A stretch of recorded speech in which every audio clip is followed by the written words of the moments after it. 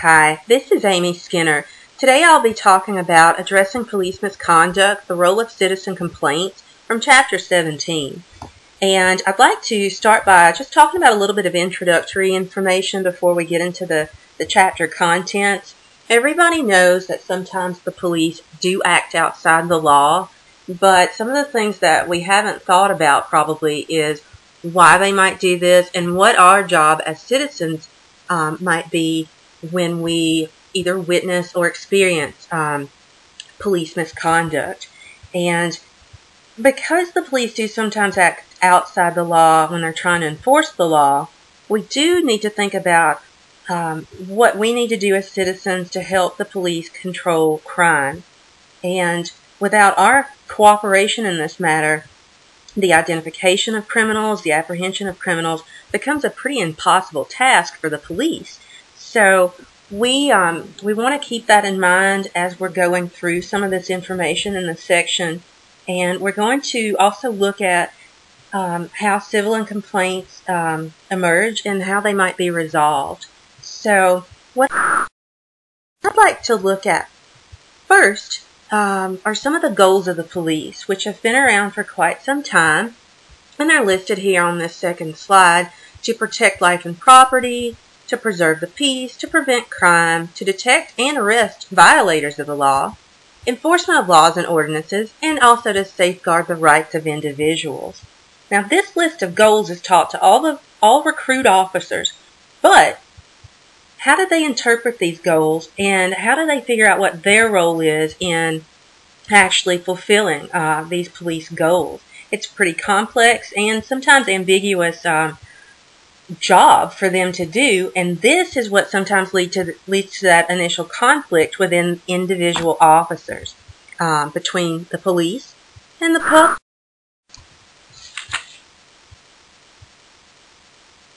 Some of the definitions of police misconduct include police physically assaulting citizens and not making arrest, citizens who haven't resisted arrest, who have force inflicted upon them.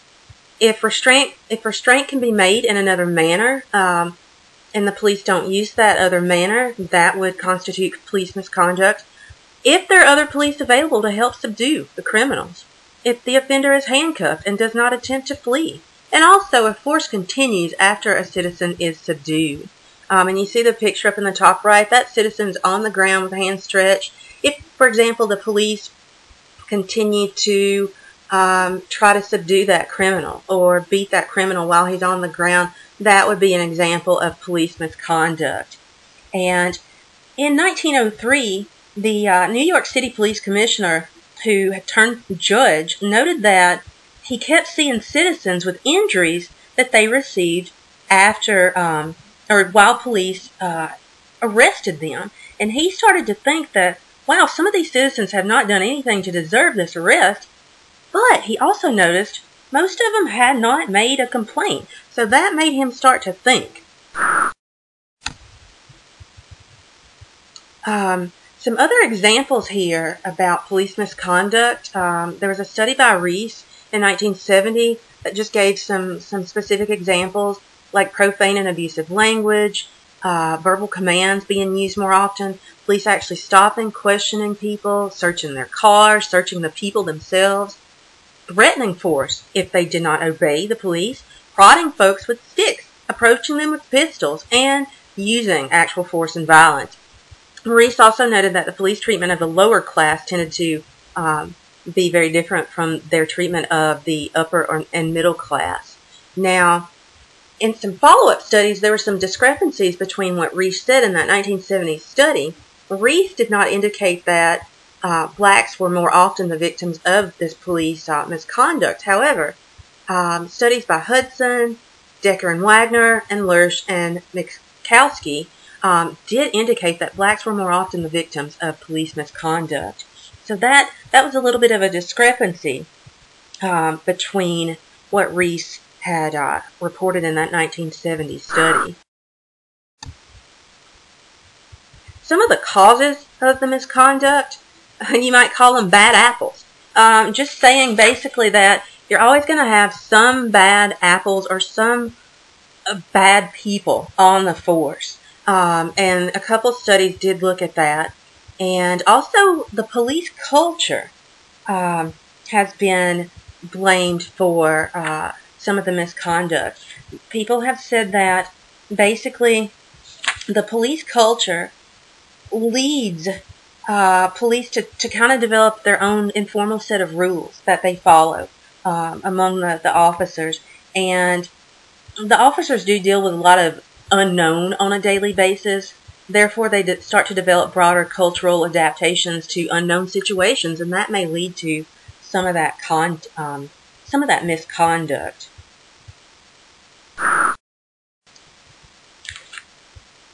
Now, when you do feel that you've had an experience with police misconduct, there are a couple things that you need to do in order to file a complaint.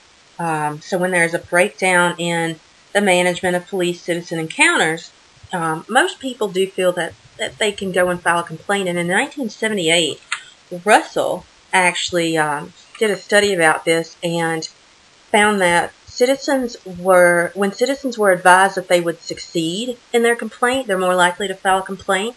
When the citizens believed that justice would be done, they were more likely to file a complaint.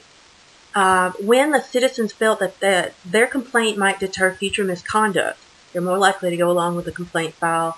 And when they did not fear revenge, they're more likely to file a complaint. There's a few types of citizens that I want to talk about here for just a little bit, who might be a little bit less likely to report police misconduct. And they are labeled here in the 6 different categories. The first category is the advised. Now, these folks are actually advised by maybe some professional, somebody in a government agency, or just a friend or relative not to file a complaint. The apathetic group. They might say, I just didn't want to take the time to complain, and they're less likely to report misconduct. The apprehensive type, fear reprisals, maybe by some personal violence, some legal means, and those would be things that would deter them from filing complaints. The fatalistic, they believe that no effective action will be taken by the police, and they just basically generally accept what is done to them without trying to fight the system. The public-spirited believe that the police have difficult jobs, hazardous jobs, and that they might just make their jobs more difficult by filing complaints, so they're less likely to do so. The unaware is the last group, and these are people who just did not know how to initiate the complaint process, or they didn't even know that the process existed. So those are a few types of citizens that you might think about when thinking about, well, wow, why didn't somebody report misconduct? This may give you some answers here. Accountability. Police accountability. There's some positive aspects of complaints, and sometimes citizen complaints actually help the police figure out what their performance level is like. And it also can help give them some indicators of the public perception of the agency. So maybe if you encounter somebody who is a little bit apprehensive to file a complaint, you can give them some of these positive aspects of complaints. Then there are also some negative aspects of citizen complaints, and maybe they figure out that there's no complaint procedure in their city, in their department. Some of them might also find out that, wow, I've got to go to the police department to file this complaint. They might feel that they would be met with, a threat, hostility, or even intimidation. So those are certainly some negative aspects. Something else that you might think about when you think about negative aspects of complaints is the statute of limitations. Some citizens find out that their complaint will not be accepted if it's made after a certain length of time following the incident. So that's something that's certainly a negative or a downside to trying to a little bit here about the police review process after a complaint's been made.